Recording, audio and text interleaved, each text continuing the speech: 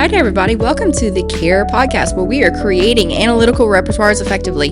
You are listening to Lindy West and Mave Bacheron. And we are looking at verbal behavior cusp. This is episode 2, preverbal cusp 1. So if you listened in last time, we were talking about an introduction to verbal cusp and the importance of it, the scientific research behind it, and even the ethical responsibility to that. So now we're going to dive in and look at the preverbal cusp. We're going to start with part 1 of this. This has to be broken into 2 parts because there are multiple protocols that we're going to be talking about. So with that said, let's dive in. Yeah, so I wanted to kick it off with a quote from Greer et al., 2017. It's in this article, this fantastic line. They say, "From the behavior analytic perspective, it is experience, not the passage of time alone, that leads to development in an individual." And I think this is foundational to, understanding behavior in general, and also explaining the reason for this cusp-based approach and this protocol-based approach. It's often assumed like, oh, they're 3, now they have these skills, but not necessarily. And, they have extreme stories of like a girl being raised by wolves or something, right? So she lacks these skills naturally, and just goes to show that, yeah, like this quote says, it's experience, it's learning that these skills happen. They're all learned skills. They're not innate biological skills. And so we're using these behavior analytic principles to help induce these skills. And that's what these cusp protocols are all about. What a great quote there. One of the things that I want to point out is talking about it's the experience, not the passage of time. And we kind of touched on this last time where we talked about just exposure itself is not necessarily going to lead to an increase in skill set, because it actually has to be the experience itself. And if you do not have those cusp in place, then you're technically not experiencing that event, right? It's something that is happening around you. But if you're not capable to perceive that, then you're actually not going to have that experience. And so even I would say diving deeper into it, not only are you not looking at the passage of time, but you're also looking at, is this actually an experience that the individual is having? Right. And that goes back to the definition of a stimulus, right? Whereas a stimulus is something that affects the sense organs and is perceived by the organism, right? And so if they're lacking the skills or the senses to perceive it, they're not experiencing it at all. Yes, absolutely. One of my favorite professors in college, Dr. Brannon, she actually had a portion of one of her classes where we actually touched on this, and it's kind of one of the creepiest things that I have ever experienced while I was in class. And so we were talking about experiences, and she was saying how, we are only built to perceive certain things in our environment, right? So if our body is not biologically built to perceive something, we technically could have something present that we have no awareness of, right? And so whenever you're kind of looking at this as a parallel, it's the same thing. If you don't have that cusp in place, as creepy as it seems, there could be things, quote unquote, in your environment that you're currently not built to perceive yet, right? Because you don't have those cusp. And so those things technically are not stimuli for you. So maybe the CIA was onto something in the 80s. Maybe so.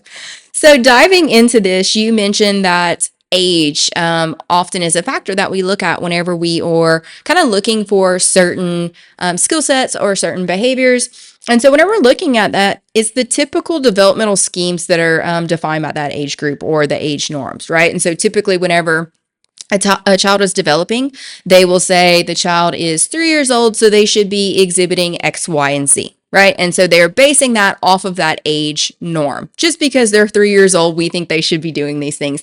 And of course, whenever you're looking at that, it's going to be based off of those age norms. What are things that we typically see for a child that is 3 years old? But in contrast, the verbal behavior status that we're going to be talking about today and throughout this entire series is defined as the skills demonstrated as opposed to the developmental schemes according to that age. So what are they actually doing? And that indicates where they're falling, not necessarily that age bracket.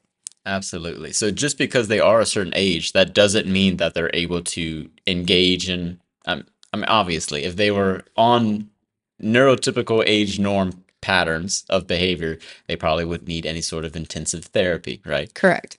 So this much should be straightforward for all of us.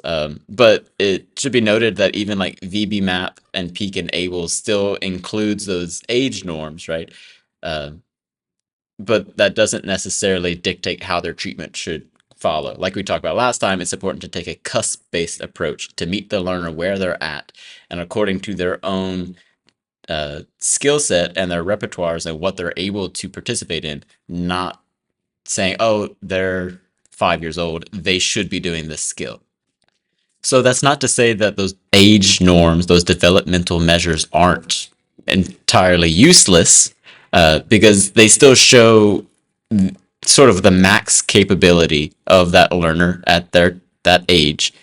And it serves as the benchmark that we're trying to get them to work towards. And so it helps identify, okay, what is the next cusp in line to work on to get them closer to those neurotypical age norms. Right. So one of the next things that we're going to be talking about throughout this is pre-verbal behavior. So question of the day is, does verbal equal vocal? So typically when people talk about verbal, they are almost exclusively talking about vocal behavior. Yeah. In behavior analysis, though, we make a very strong distinction between the two.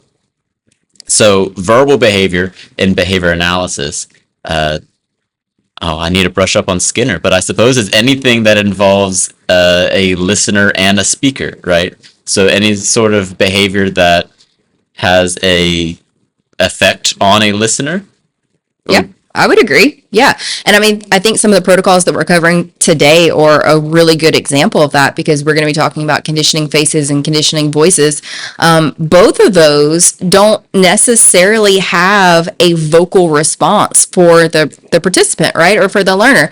Their response is an observing response in this case, right? And so it looks very different, because most of the time, the general population, when we're talking about verbal, they typically do equate it with vocal. And so in this case, it's not the same. We're looking at something that they're responding to in their environment, some stimuli that they're responding to, and they're giving us some sort of feedback that they are actually attending to that or engaged with that. Right. And it kind of broadens out, makes it more inclusive of what verbal behavior means, right? Because now, if you limit it to just vocal behavior, that excludes reading and writing, which, I mean, that's very much a verbal activity. Absolutely. It excludes anyone who doesn't speak with their voice, right? So anyone who uses PECs, AAC device, or sign language.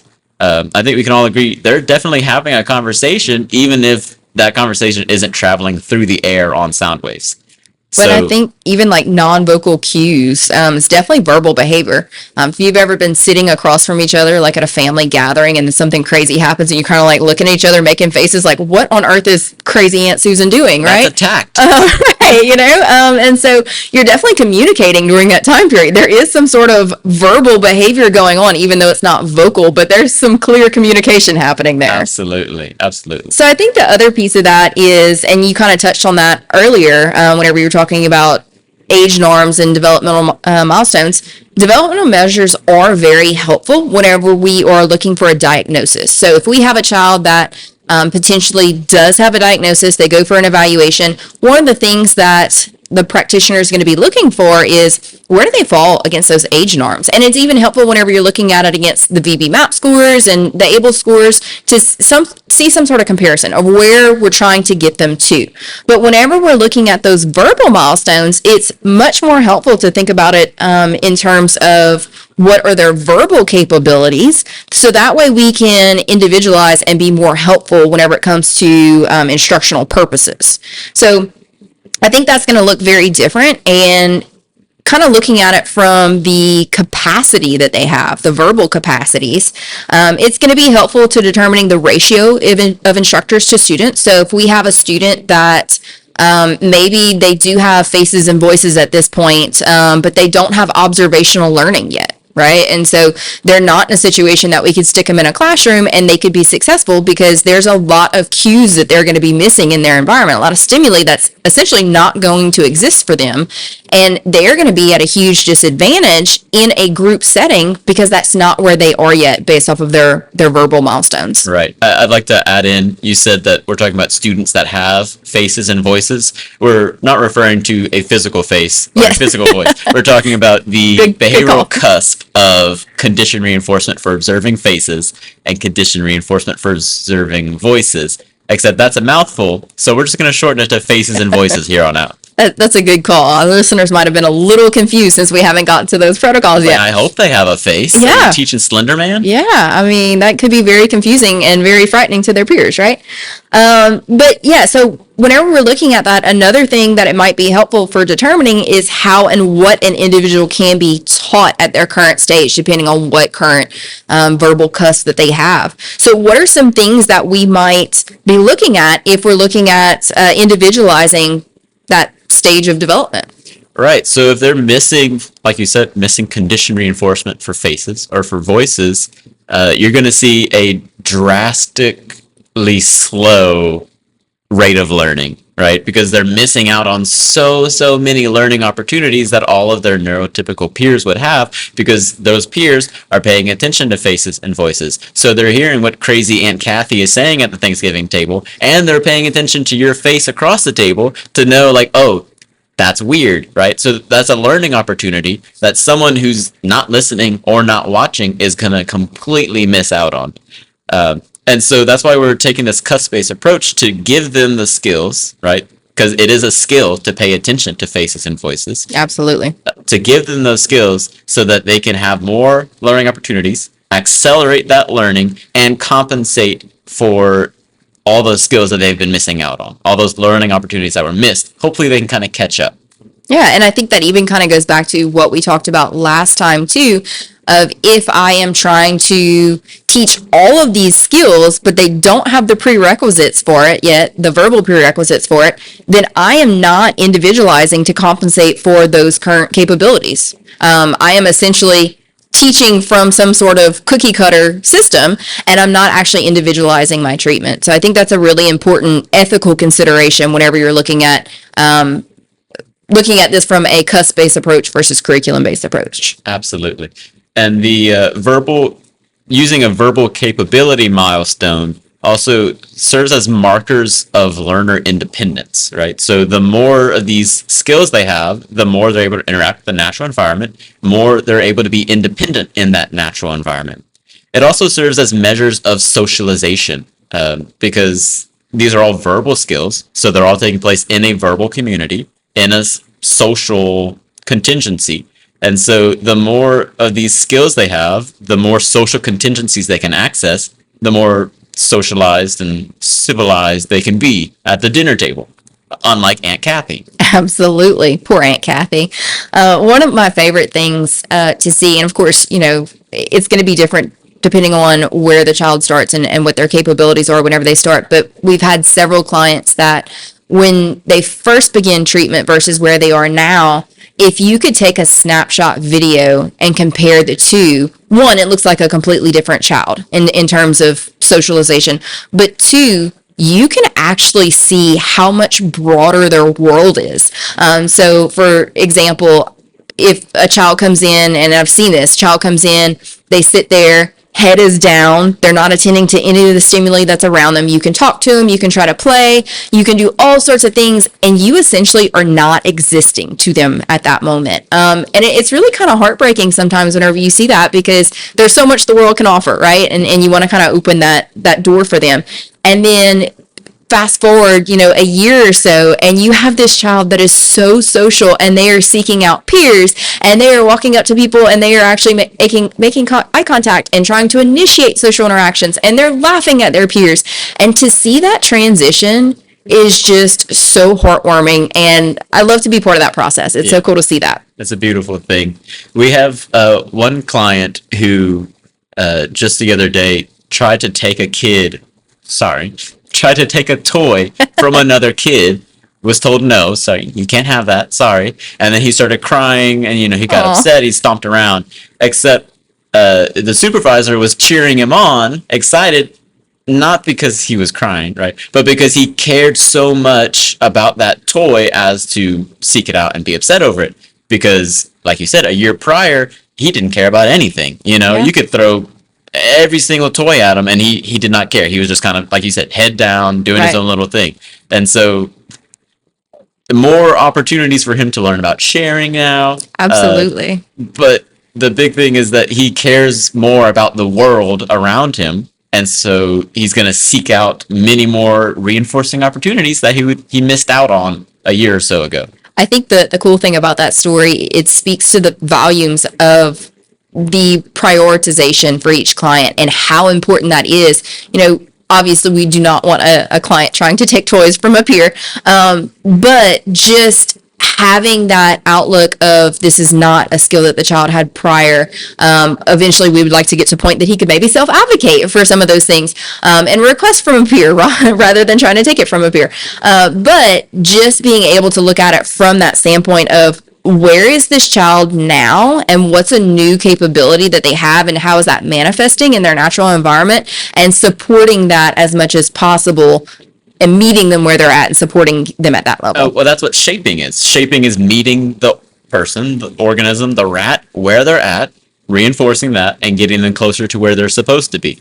And in this case, being upset about not having a toy is shaping. We're getting there. Absolutely, absolutely. I think that goes hand in hand into scientifically identifying prerequisites for each milestone and what order to present them in. I think that's really important, and shaping can be part of that process. So obviously, if a learner does not have the observational components for conditioning faces and voices, we are not going to try to teach them observational learning, because right now faces don't even exist to them, right? That environmental stimuli does not currently hold any value for them. And so, we have to take that one step at a time and identify what's going to come first in that hierarchy. Yeah. So going back to that kid trying to take the toy, like you said, now this is the opportunity to teach manding, right? But we weren't able to teach manding a year ago because he was in his own little world. There was nothing for him to even man for.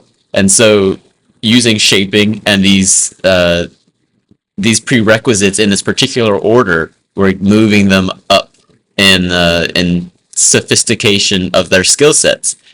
And it kind of like you were saying, we're only able to contact what we're currently able to perceive. So we're talking about broadening what is a stimulus for people by, in this case today, conditioning faces and voices and environmental sounds, because that opens up more learning opportunities to continue to move them towards higher and more complicated skill sets.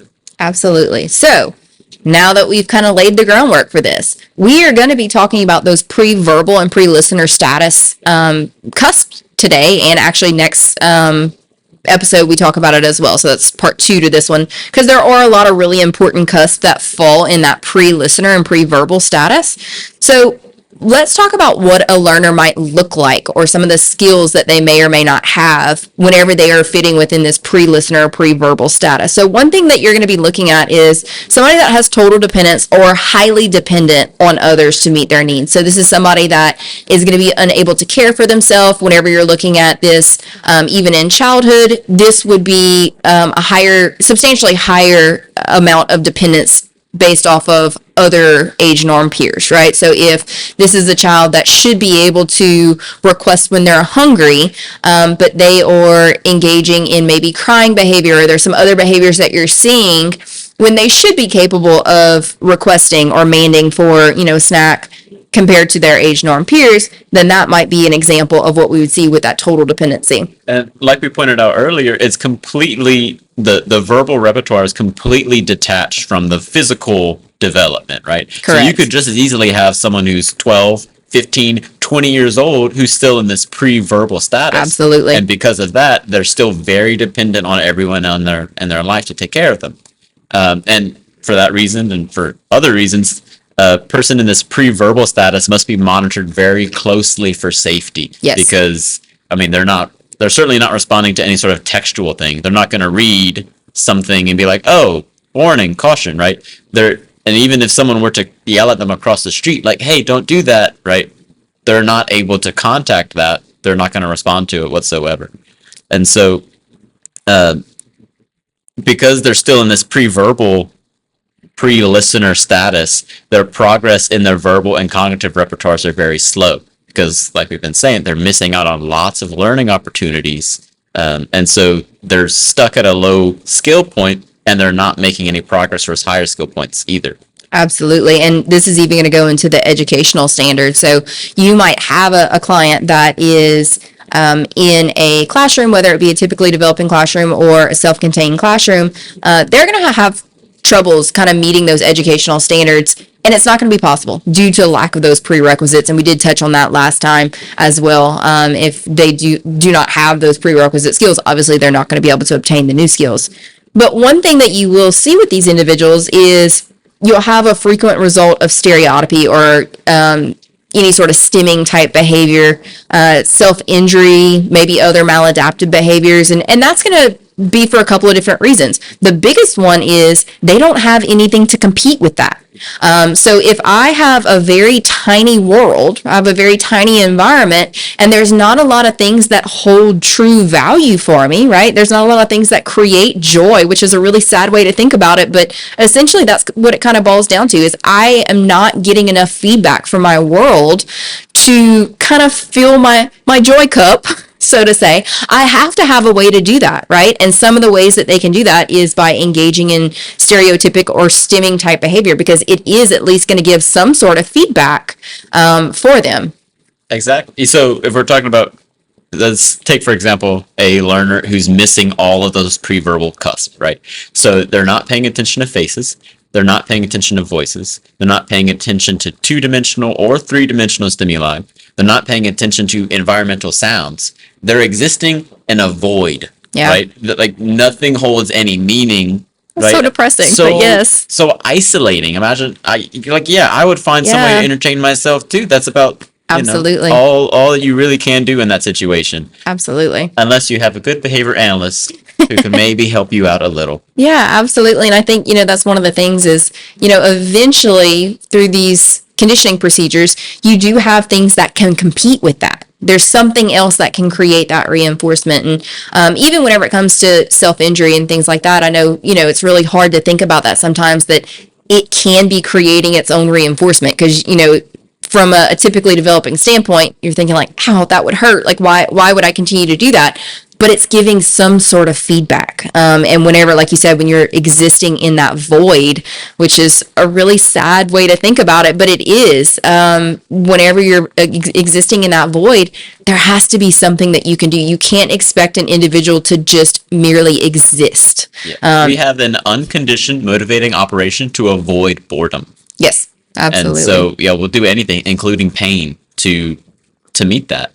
Absolutely. So hopefully, using these different cusps, these different protocols, we can build up a skill set so that there's better alternatives, and hopefully pull people out of that void. Yes, that is really depressing. And not everyone is completely in a void, right? Some people have 3D and 2D, so they are paying attention to physical things, but not people. But that's still isolating. You're still missing out on so many connections with so many other people. Absolutely. So some of the really cool resources for this is the Early Learner Curriculum and Achievement Record, or the ELCAR. Yeah. And then there's a few other sources, but this is a pretty big one. It involves some observing responses screenings. It requires visually orienting towards and or visually tracking the stimuli. And so it sort of lays out like, hey, if they have the cusp, they should be performing these behaviors. Yes. And it gives you like a curriculum and achievement record, a little set of skills that you can probe to see, is it there? And there are other probes too. But this was really neat because it lays it out such that you conduct it, and if any of those observing responses categories is less than 50%, it indicates to you if they're probably missing that cusp. Maybe they're having a really off day, but even on a bad day, there's a certain level of fluency that you would expect. Right, absolutely. Well, and even in the ELCAR, it does talk about making sure that they're not in a brand new environment with brand new people before you are testing these things, which obviously is going to be a little bit more difficult if you're just beginning services because everybody's brand new and the environment is going to be brand new. But one of the things that you can look at is whenever you are doing that, you could maybe extend that baseline period for that particular child. But there's also going to be some other things that you could look at. Maybe this is something that's brand new that you're implementing. So you have a client that is already established and you are listening to our podcast now. So now you're all excited about this and you're trying to implement it. And maybe you're not in a point that you're ready to shell out the money for the ELCAR, which I understand. So there are some other screening resources that you could look at that would be helpful to determining if the client currently has the preverbal cusp. So that would be things like data that indicates that there are low rates of learning, particularly whenever you're looking at your listener responding and your receptive type programming.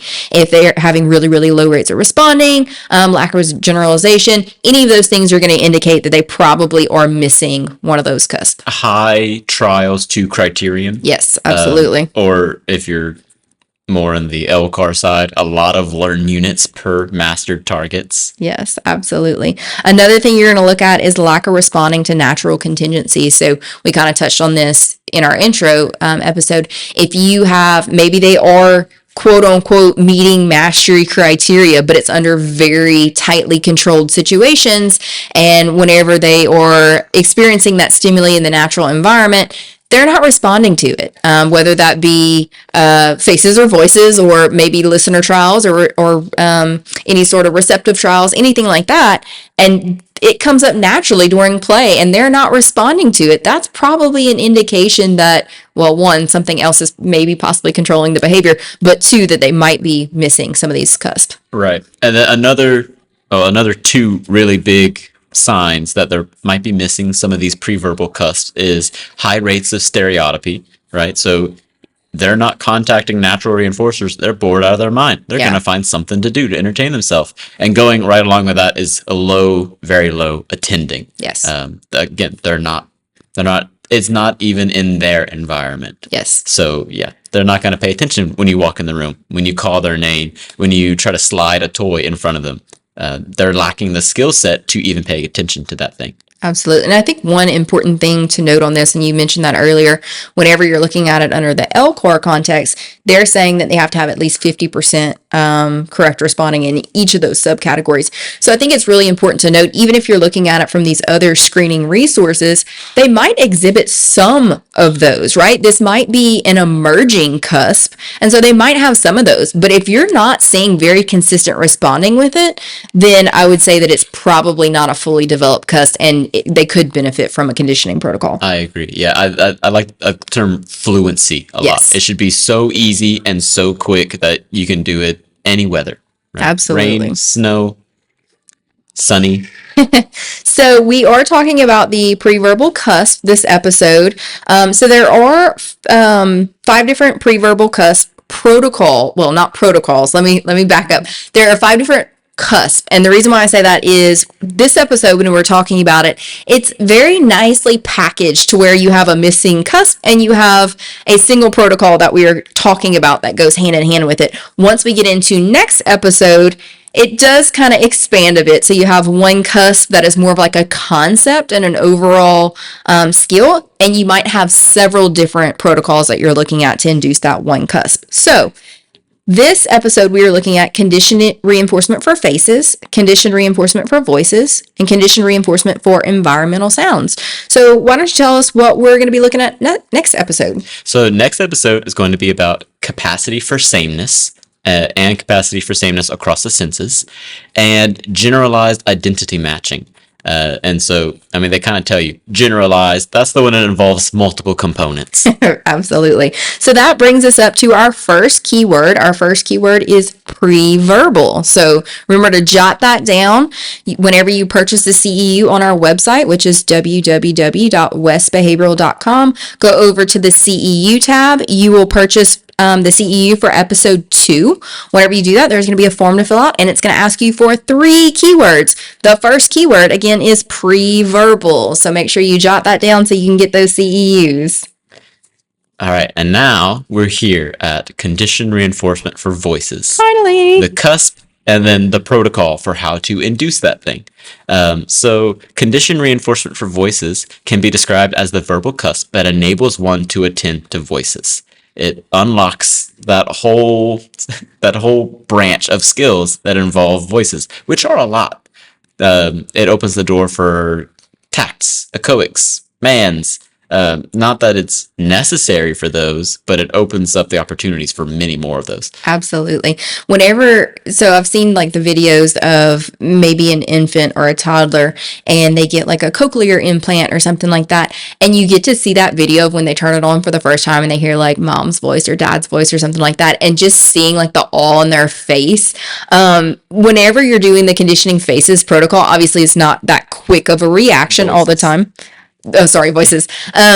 It's not that quick of a reaction all of the time, but you can see that over time, and you can start to see that whenever somebody's speaking to them, like their face starts to light up, and it's like a new toy. It is. Like they run around showing it off to everybody. Absolutely, yeah, they get super excited about it. So, like one of the clients that we did this with, whenever I first took over the case, it was something that I focused on a lot with this client, and we spent probably 2 to 3 hours every day, midday, that, I would go in and I would exclusively work on this with this client.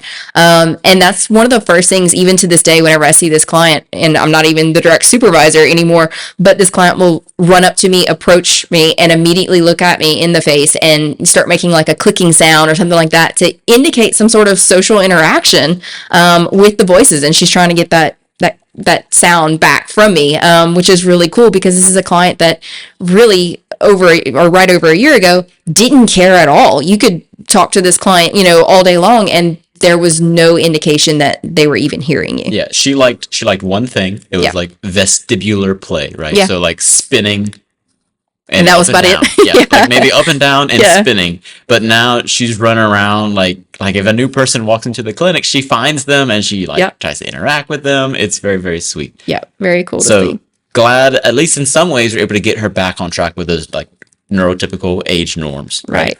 For most kids, conditioned reinforcement for voices, like we said last episode, is the conditioning happens naturally through speaking to that infant while feeding them. Absolutely. That's like a stimulus pairing procedure, right? With the food and the warmth and the voices. And then that same thing happens in utero. So while still in the womb, voices are being conditioned because you can still hear through the womb and stuff. Right. It's a little muffled, I'm sure, but yeah. Well, that kind of almost makes it better in that like it's not any particular word, right? And then very true. Same when you're doing the protocol, it doesn't matter what the word is. Like we've done it with a podcast from Oprah Winfrey, an audiobook of Harry Potter. Yes.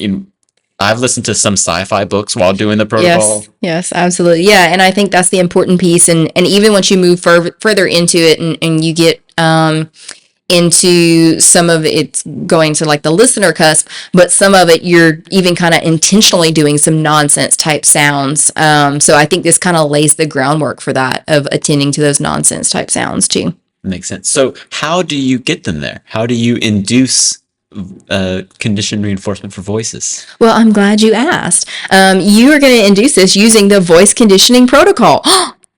Shocker there. I love how clean these fit.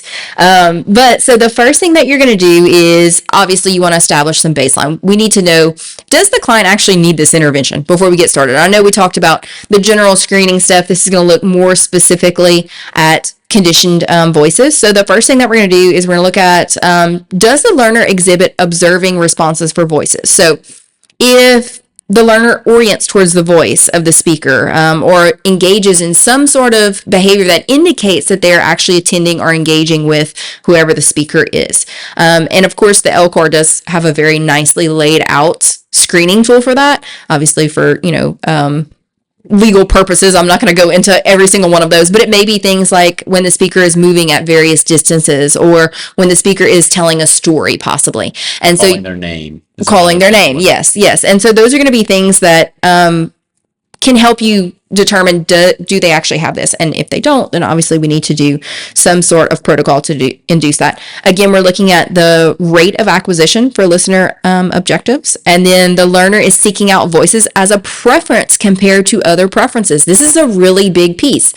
So if we're looking at this, what would that look like? If they're showing a preference for the voices compared to other things, what would that look like in the natural environment? Well, so if voices is a competing reinforcer with other things, we should see things like stereotypy go down.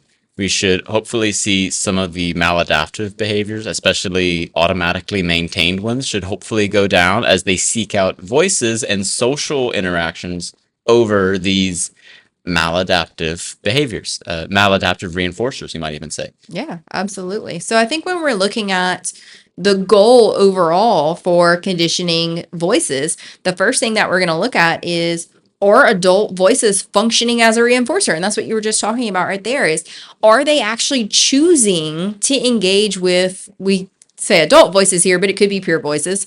Are they actually choosing to engage with those, even if they have a choice of that versus something else?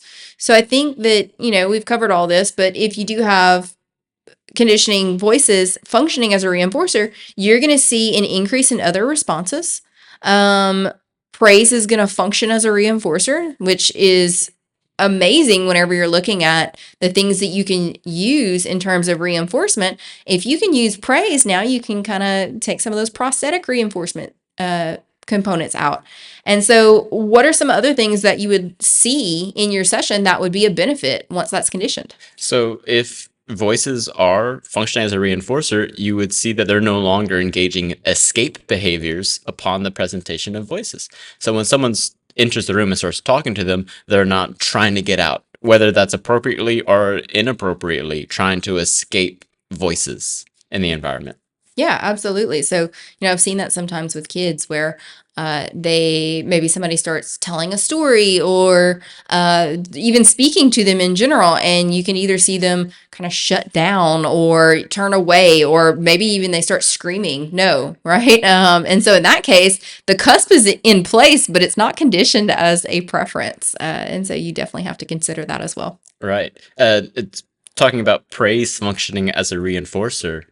That's great on so many levels, right? The natural reinforcement. Also, it's a lot cheaper than candy. Yes, and healthier. Yeah, a whole lot healthier. Yeah. You might even say that we have an ethical obligation to make sure praise functions as a reinforcer. Yes, I would actually agree with that. I think especially whenever you're looking at long-term implications of that, your goal should be to get to a point that the natural contingencies are taking over anyway, right? And I don't know, how many people, when I'm walking down the street and they call my name and I turn around and look at them, they're going to hand me a piece of candy. Probably from a safety standpoint, is probably not a good thing either, depending on the person, right? If they're calling my name, hopefully I would accept candy from them, but you never know. That could be a really scary stalker situation. Yeah, definitely. So voices, whenever they have attained the cusp of attending to voices, basically what's happening is that voices function as a discriminative stimulus for approach responses, right? We compared it, we said if conditioned reinforcement for voices is not present, they're trying to escape voices in the environment. So when it is present, they are in some way emitting an approach response. So that could look like orienting towards voices. Whenever someone speaks, they turn to look at it, they walk towards it, they approach it. Or it could look like seeking out environments with voices more often than environments without voices. So to probe, one probe that I have done to determine whether a conditioned reinforcement for voices was present or not, was to sit the kid down with some toys, and she's already not a very big fan of toys, right? So I knew that she wasn't going to stay there very long. And I did let me think. I did a reversal design, an A-B across 3 different toy sets to make sure that I was varying all of that. And so for the A condition, there was silence in the room. In the B condition, we were chatting about anything and everything. Could have been Harry Potter and the sci-fi books again. And what we saw was that when people were talking, she played with the toys longer. She remained in that area longer. And when it was silent in the room, she, played a little bit and then she moved on. She got tired of it and she quit. And so to me, I took that as evidence that voices were reinforcing playing with the toys in some way. And we weren't even commenting on playing with the toys in particular. We were just chatting about the weather and everything. So voices itself, not the content, is a reinforcer for her. Yeah, and think about the long-term implications of that. You know, if you have a client that is in a situation where they have an enhanced choice type model, right? So we're giving them choices of if they can work in a room or if they can be in a room maybe by themselves. They would actually choose to engage in the work environment because the voices are present, right? It's serving as an SD that reinforcement is available. And so hopefully over time, they would actually choose that environment more, which seems kind of weird that they would seek out that educational type environment or those learning opportunities. But if it's truly serving as a reinforcer, then essentially that's what would happen. So we're talking a lot about the voices conditioning protocol. The aim for this is going to be the acquisition of conditioned reinforcement for listening to recorded voices whenever you're looking at the actual protocol itself. This particular protocol. There are a couple of different protocols because yes. we're creating this one operant, right? Yes, absolutely. There's plenty of ways to make an operant, but this particular one that we're looking at, yes. Yes, absolutely. And, you know, we've even adjusted protocols and kind of combined multiple protocols as we've gone through faces and voices and different things with our clients. Again, you have to individualize based on what's working for your client. And that's the important point of figuring out what's the goal and how you get there. But so when you're looking at this one in particular, the effect of it is going to be the rate of acquiring objectives across listener and speaker responses, observing responses to adult voices, and verbal operants emitted across non-instructional settings. So we natural setting again, which is the goal for everything. Absolutely. And like we said on the previous slide, sorry, if you're only on Spotify, you don't have slides. If you want the slides, to be you. This is uploaded on YouTube also. So anyway, like we said previously, the target behavior that we're looking at is that orienting or that approach response for voices, which could be turning, walking towards, somehow orienting towards and not away from voices in the environment. Yeah, absolutely. So whenever we're looking at that, our independent variable for this is going to be acquisition of conditioned reinforcement for listening to recorded voices. Target behavior is going to be holding down the button such that the recorded voice could be heard in the absence of vocal stereotypy. So you have a little recorded button that's going to have some sort of voices on it. That could be something on Spotify, like a podcast. It could be somebody reading a story. There's all sorts of options that you can use there, but that button will be present. That way they can press it. So it could be a real button that actually plays the sound when you push it, or if you're not that tech savvy, like we had like how we started out. Yeah. So we just had just a color square taped to the table. Yes. And when they pushed it, we manually pressed pause and play on a recording. Yes. So as long as their hand or fingers or something was on that button, that was our approach response. Mm-hmm. And or an elbow. We had one client that would put the elbow on it. It was too much work to put their hand there. So they put their elbow and leaned on their chin. Yes. So as long as they were somehow indicating that approach response towards the stimuli through this pretend button we had, that counted, and we continued with the protocol. Yeah. So within this, you're going to have two different conditions essentially. So you'll have a preference session. Within the preference session, you're going to have two probe options or two button options or whatever you're using for that. One of the buttons or pieces of paper, whatever you're using, is going to result in the voices, and the other one is not going to result in voices at all. So you'll remain silent. You will not play whatever the recording is. And that's to see over time, are they choosing to engage with the recorded material if they have an option of engaging with it or not engaging with it. So that's the preference session. Why don't you tell us a little bit about the conditioning session?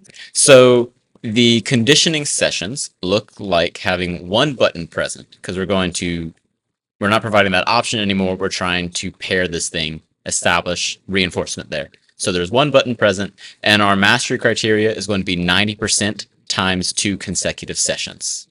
90% of what, you may ask? I'm glad you asked. We're going to break the conditioning session into 2 different categories of trials, and they happen back to back. So we're going to have a pairing trial and then a testing trial. And we're going to alternate in that order. Pair, test, pair, test. It is often called a pair test method. In this case, right, so let's say that the pairing trial is 5-second trial intervals. At least to start. Eventually you might change that. But we'll start off with just 5-second trial intervals of pairing. The consequences will be delivered for pressing the button 2 to 3 times per interval. Yeah, so it's delivered 2 to 3 times per interval. It's really important to note that they did not deliver during the first or last second of the trial, which obviously makes it a little bit more difficult if you only have a 5-second trial versus once you're looking at like a 30-second trial. Right. And these consequences are going to be established reinforcers. Typically, if we have a pre-verbal learner, their community of reinforcers is very small. Right. And so oftentimes food, some sort of snack, maybe a drink if you're really fast about it. Some sort of like textile feedback. Right. Yeah. Rubbing the back, Scratches, arm, something like tickles, could be a smell, just something. Yeah, that's a good one. A very well-established reinforcer that you're going to use to pair voices Yeah. as a reinforcer. So naturally, you put this button in front of them, they're not going to press the button. They don't know what that button means. So prompts will be provided to ensure that the learner does press the button if they don't do it immediately. That's just to get them to start pressing it. The goal is that they keep their hand on it, right? But we're not going to force them to keep their hand on it. That kind of does away with the whole thing. So we'll get them to start pressing it, and hopefully that reinforcer will keep them there.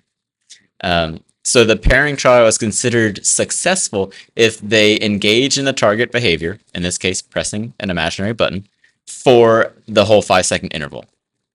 It's considered incorrect if they do not press it for the entire 5 seconds or if they engage in vocal stereotypy. And that's specifically because we're conditioning voices. Vocal stereotypy will interfere with their ability to even hear the voices. Absolutely. And so as long as they are touching the button, the stimuli is being provided. Both the sound, right? The voices is happening. You're listening to Harry Potter, Oprah Winfrey, something. And snacks. Yes. And the established reinforcers are being provided 2 to 3 times during that interval. So there's moving parts here. There's the operant behavior of holding down the button that makes these things happen. And we're trying to pair the reinforcer and the voices so that voices takes on that reinforcing quality. Yeah, absolutely. So once you have a successful trial with that, so they are pressing the button for the full 5 seconds, you're delivering 2 to 3 reinforcers during that time period. That is considered a successful trial. You mark a plus or maybe some sort of indication that that was a successful conditioning trial or pairing trial. Then you're going to move on to the test trial.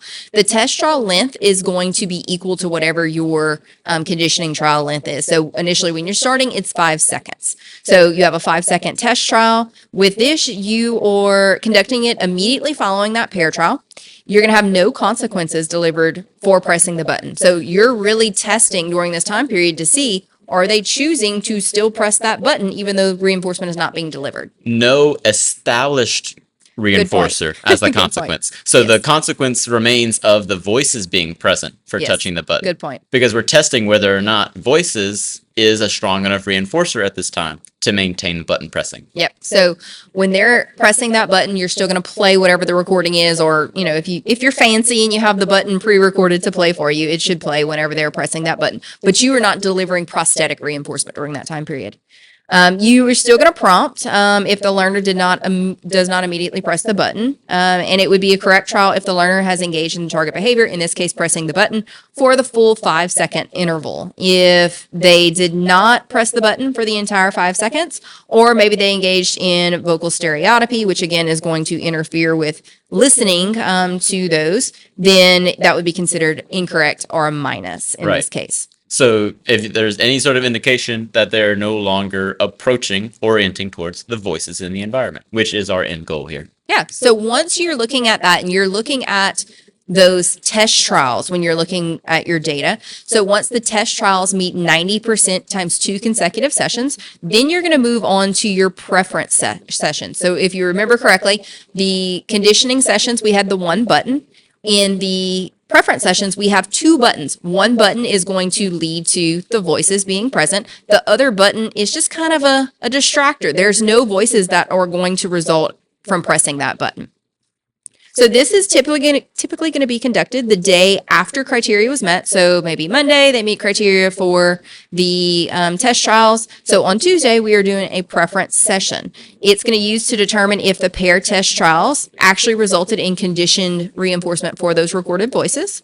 If the participant does not pass 90%, the conditioning sessions resume with an increase by 5 seconds. So if we test it and they are not at that 90% threshold during the preference session, then we go back to our conditioning session, but this time we're going to increase those by 5 seconds for each interval. So instead of 5 seconds per interval, we would be doing 10 seconds per interval. 10-second pair, 10-second test. Correct. The reason for the two buttons and the preference assessment is to separate button pressing as one behavior and approaching voices as another behavior, right? Absolutely. So there's one button that makes no sound, and then there is one button that does make sound. Because we don't just want to reinforce button pressing. That's not nearly as useful as attending to voices is. Absolutely. So the important thing to note on this is the data is going to look a little different for the preference session over the conditioning session. So for the preference session, you are going to do a 5-minute probe. With it, you're going to have two different types of data that you're taking. You're going to be doing data for listening or observing type responses. So are they actually pressing that button for the button that results in the voices? And you're also going to be taking data on vocal stereotypy. For the listening behavior, you are going to be doing a 5-second whole interval. So for each 5 seconds, are they pressing the button that results in the recorded voices for the entire 5 seconds? For the vocal stereotypy, you are going to be doing a partial interval. So during that 5-second interval, did vocal stereotypy occur at all during the 5 seconds? And both of those together is what you're going to be looking at to reach your 90%, hopeful 90% criteria for your threshold. So for those that are looking at this on YouTube, we have a cool little slide that is going to show kind of like a flow through of that. So whenever they were doing their research, they did pre-probes and looked at 4 different types of behavior. And so they were looking at stereotypy emitted in story settings, selecting to listen in the story setting. So if they had a choice of going listen to a story or doing something else that did not include voices, rate of acquisition of the learner objectives, and observing responses. So when voices were present, were they actually engaging some of those learning type responses? And this is from Greer's article, Effects of Conditioning Voices as Reinforcers for Listener Responses on Rate of Learning, Awareness, and Preferences for Listening to Stories in Preschoolers with Autism. That's a long one. That was his 2011 article. You got all the dependent variables in there, though. Yeah, they wanted to be very specific with this. But I love this flow through because it actually shows what you're taking your data on during the baseline phase, and for your dependent variables, what your independent variable is, what the actual protocol flow through is, and then what happens if they don't meet criteria. So I love the way that it actually has all of those components there. If you get lost, this is a beautiful little flow chart to help you kind of work through that. Okay, our next slide is looking at another article from Greer. This is the effects of conditioning reinforcement for, this is the same article. I am not reading that again. So this is still Greer's article, but it's a different graph from that. So this one specifically is looking at 5-second intervals. They did 65-second intervals for participants A, B, and C, and they were looking at listening to recorded adult voices during the 2-button preference assessment. So this is the data for that. And they did see an increase for all participants from the baseline phase all the way up through the preference phase for that. It's a beautiful increase there. If you, and I know, our Spotify listeners don't get to see this, but during the baseline phase, most of the participants had less than 10 out of the 60. Actually, every single one had less than 10 out of the 60. And then during the intervention phases, obviously they had to meet criteria, so they had to have 90% or above. But even whenever they had like the post 20-second data collections, some of them were at 100% out of that time period, which is really cool. Yeah. Very, very cool to see. Not because button pressing to listen to an audiobook is all that important of a skill, but that it generalizes and it represents a much more much more useful and meaningful skill for all of these learners. Absolutely. Absolutely love this article because it had so many different pieces to it because they had so many dependent variables. They had the four that they were taking data on. And so it yielded so many great results. So go ahead and tell us about the next slide, which is looking at instructional trials and learn units. And for this particular, it was looking at the number of units to acquire whatever it was that they were working on, whatever objective it was. Right. Yeah, so they're talking about listener protocols. So that's like a receptive language or listener discrimination, any sort of thing where they're functioning in the listener role. Someone tells them or asks them to do something, find something, blah, blah, blah. And so for their baseline, you see that all three of the participants had very high trials to criterion for these goals. It took them lots and lots of opportunities in order to reach these goals. And that makes sense given the Cusps-based approach. They're missing the prerequisite skills.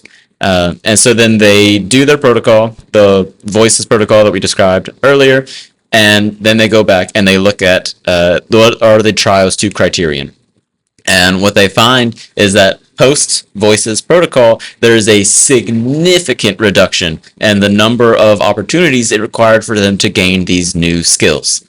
These new listener identification, listener discrimination, all that fun stuff.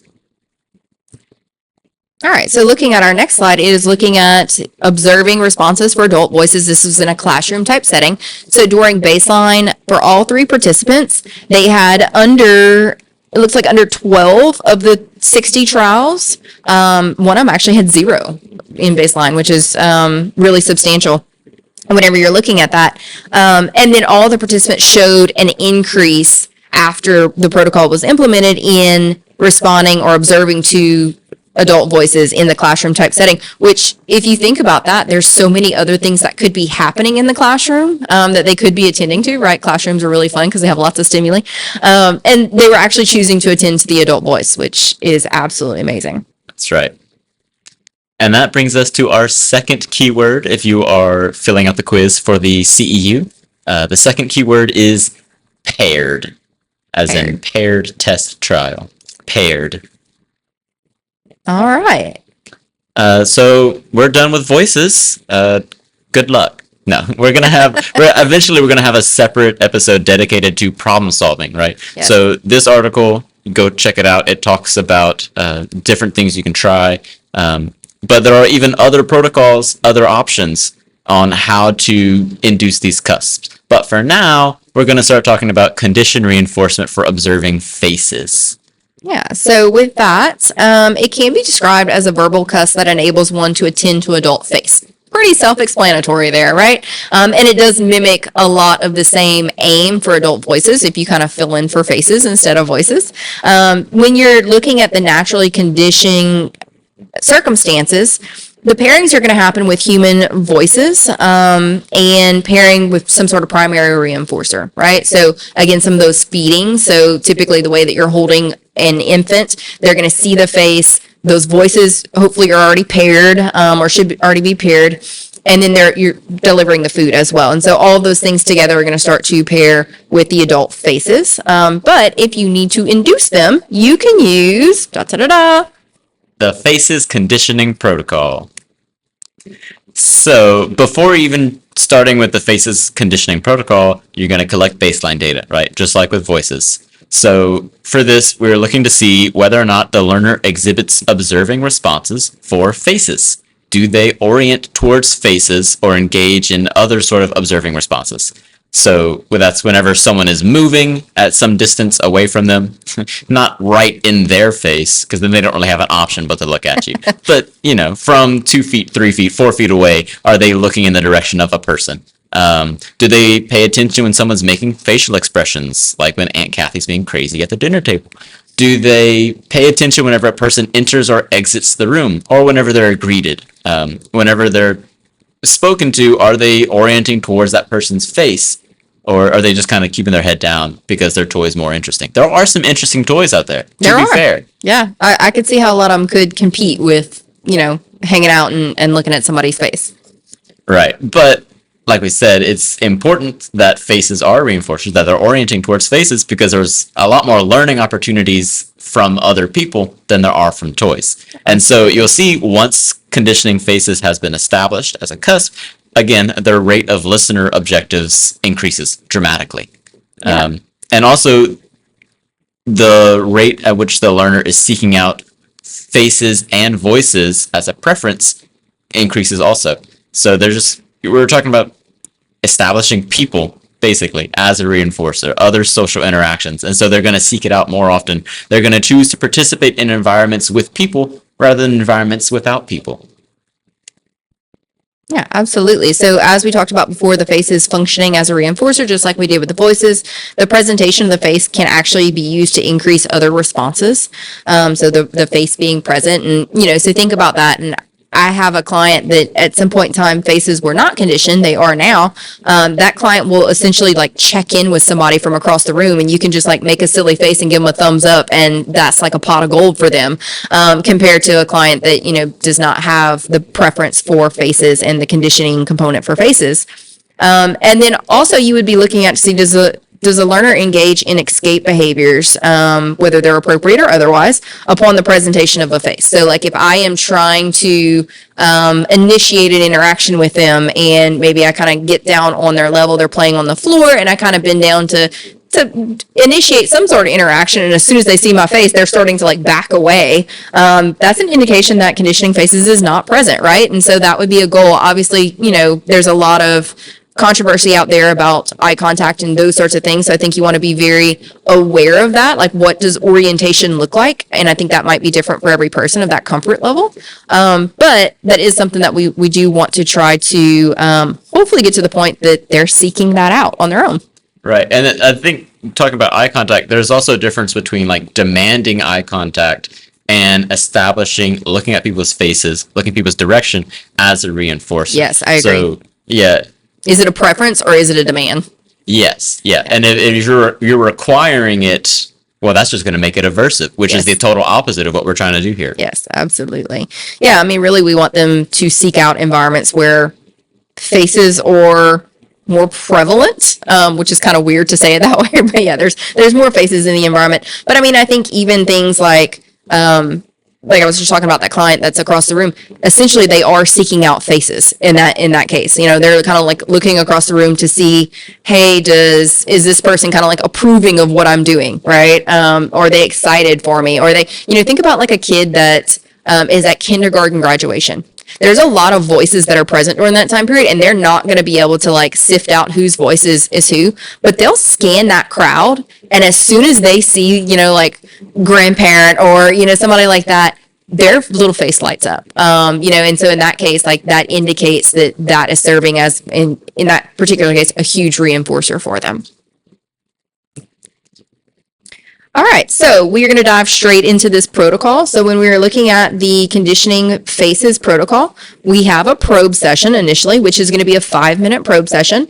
We are going to do a 5-second partial interval recording for observing the experimenter's face while they move their mouth. And the face is going to be doing some sort of animated expression without making any vocal sounds, because we want to determine, is it the face that is providing the reinforcement or is it the voice, right? And so if we're talking, then it could muddy the waters a little bit because we hopefully are doing that first. So we don't want to muddy those waters. So we're going to make sure that we are not making any sort of sounds. We're just doing some animated expressions, silly faces. If a kid has this, they're probably going to giggle and, attend to you and probably make a little silly face back. The criteria for this is actually fairly low compared to the voices. So this is going to be 45 out of 60 of your intervals, or a 75% criteria. And the reason for that is it can be really awkward to just look at somebody that long in the face, right? But it is pretty natural to check in regularly. Yes. And so that's the sort of thing. We're not looking for a staring contest. Yeah. We're looking for, are they checking in? Might happen. Yeah. If it does, then I would say that looking at faces is a reinforcer. Yes, I would agree. So let's talk about how we actually condition this. If we did our pre-probe, we've determined they do not have this. What does the protocol actually look like? So this one is a bit more straightforward than the voices one, thankfully. Yes, data is way easier. Yes, way easier. So you're going to do a conditioning session or sessions for this FACES conditioning protocol. The experimenter or technician, behavior analyst, whoever, is going to prompt that participant to orient towards their face, because you got to get it started, using non-vocal sounds or musical instruments. Could be things like smacking their lips, making kissing sounds, clicking gum, popping bubble gum, kazoo, harmonica, something to get them to just first orient towards the face. And hopefully they're able to do this without any sort of physical prompts, because that could kind of interfere with it, right? We want it to feel a bit more natural. So like all of these sounds, you notice they're like sounds happening around the mouth, around the face. And you notice it's not, look at me. Yes. Yeah. It's also not the instruction to do that. We want these more natural. And then at the time that they do, you're going to begin delivering vocal, visual, and sometimes tactile reinforcement contingent on them orienting towards the observer's face. This is at a very steady rate. So as long as they are looking at the face, something good is happening, right? We're stimulus pairing. We're pairing faces with good things. If the learner looks away for longer than 1 second, then the trial stops, the reinforcer goes away, and then the experimenter will recalibrate and try again. Start up a new trial. We're taking duration data throughout this. So we're looking to see once they start looking, you're providing reinforcement, and you're counting how long. 1 Mississippi, 2 Mississippi. Hopefully you're saying something more interesting than just counting Mississippis. Or using a timer. Yes, a timer. The difficulty, though, is that you're staring at the kid's face. So. It's a very, very challenging skill on the part of the person taking the data. We actually, whenever we first started this, we would have 2 people present for it for that particular reason, because it is very difficult. And if you're kind of looking away or orienting away to start your timer, then it does kind of skew the data a little bit, because you could lose the interest of the learner. Now, like a physical button, like cool. Like an actual physical stopwatch is nice, because you can keep your thumb on the button, and you're not having to fidget around on your phone trying to press the right thing. But yeah, we're taking duration data on how long they are observing faces. As long as they're observing, reinforcement's happening, and we're going to continue this until they reach that this conditioning session's mastery criteria, which is 160 seconds across less than 20 consecutive opportunities. Right. So each of those trials you're taking that duration data for, you're going to add all of those trials up. That total needs to be 160 seconds out of 20 consecutive opportunities. If not, then they are not meeting criteria, and you probably need to change something about the protocol and go back to the drawing board and see maybe the reinforcers you're currently using are not functioning. Maybe you kind of need to do some assessment of that piece. That's right. But what are the effects of conditioned reinforcement for observing faces? So the article, The Effects of the Establishment of Adult Faces and or Voices as Conditioned Reinforcers for Children with ASD and Related Disabilities, looked at this, and they compared the number of correct responses to probe trials, right? So how often are they orienting towards these faces in the environment? They did a multiple baseline across 4 different participants, and they found that for all 4, after going through this protocol, there was a significant increase in the correct responding to these probes. They oriented much more often. And again, that's without any sort of like vocal or physical prompts to get them to orient towards people in the environment. So the same article also looked at the effects of observing faces without voices and voices without faces, separating the 2 of them as like 2 separate responses to see whether each one independently had increased. Because the faces protocol and the natural environment, attending to faces often involves attending to voices also. They kind of go hand in hand.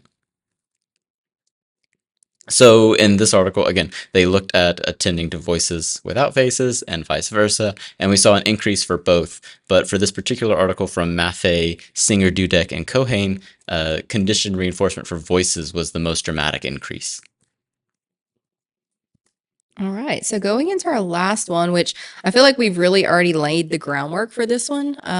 This is conditioned reinforcement for environmental sounds. So this is an operant response involving non-vocal sounds as the antecedent. So the SD is going to be some sort of noise in the environment. You are sitting alone at your house and all of a sudden there's a very loud noise upstairs, right? That's something that any adult is going to attend to. Your response to it might look a little different after the initial shock, right? But the initial response is going to be turning and looking in the direction of the sound, right? After that, you might either hide underneath your bed or leave the house, depending on what your fight or flight response is. But so the initial response is definitely going to be orienting in the direction of that sound. And obviously, for safety reasons, this is something that we definitely want to look at for our clients.